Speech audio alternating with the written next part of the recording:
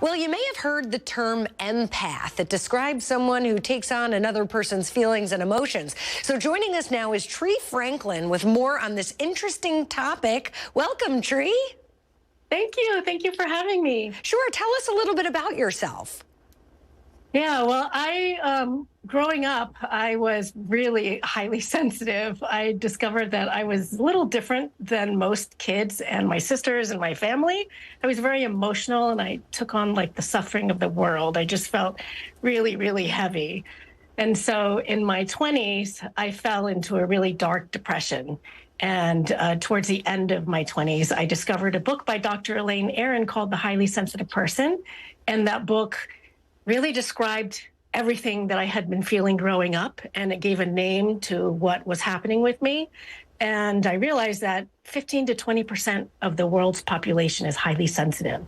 And so that made me realize that, gosh, if I'm stuck with these deep emotions forever, because it's my biology, I'm going to have to figure out what to do with them so that I can be happy. I need to figure out how to turn them into a strength rather than a weakness. Yes, and it's also hard because a lot of people aren't empaths and they're not sensitive. So for those that are, though, you've created a series of programs to help. Can you talk about those?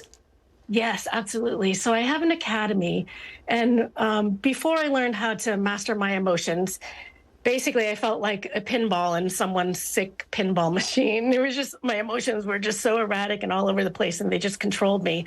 And so once I learned how to really manage my own energy, I created a school. It's an academy for highly sensitive and empathic people so that they can also learn how to master their own energy so that they can help not only themselves, but so that they can serve the world as well and use that as an asset rather than a weakness. Right. Can you give us some of those techniques or tips for someone who's highly sensitive?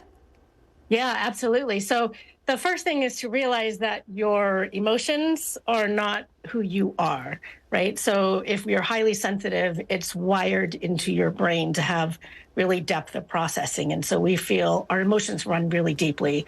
And so the first thing is to recognize that separate yourself from your emotion. That's not who you are. It's just your emotion. It's just flowing through you. And if we can stand strong in our own power and just sort of have that sense of separation, then we don't get lost in it. Does that make sense? Yeah. How would you know if you fall into that category, if you feel more deeply than somebody else?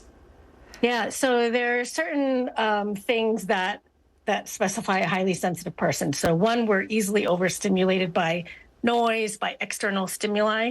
Sort of those people, it sort of feels like the world's volume has been turned up. And then we also, like if you see a stray dog on the side of the road, and for us highly sensitive people, it bothers us for days. For a highly sensitive person, especially one who has really deep emotions, we feel so much more deeply than the average person. It takes us a little longer to get over things than the normal average person. Right. All makes a lot of sense. I feel like we just barely scratched the surface. So if people are interested in learning more, where can they get in touch with you?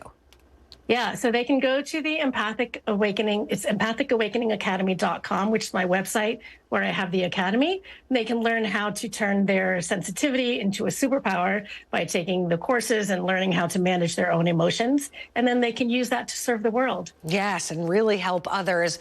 Very informational. Thank you so much for your time this morning, Tree. You're very welcome. Thank you for having me.